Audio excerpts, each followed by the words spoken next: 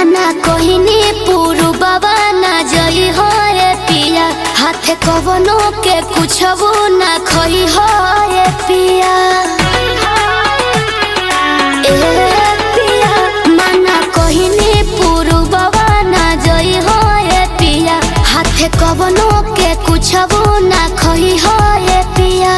बोल मुह के बिगड़ल सब लिनिया रे बंग लिनिया चित पतली खिया के मजा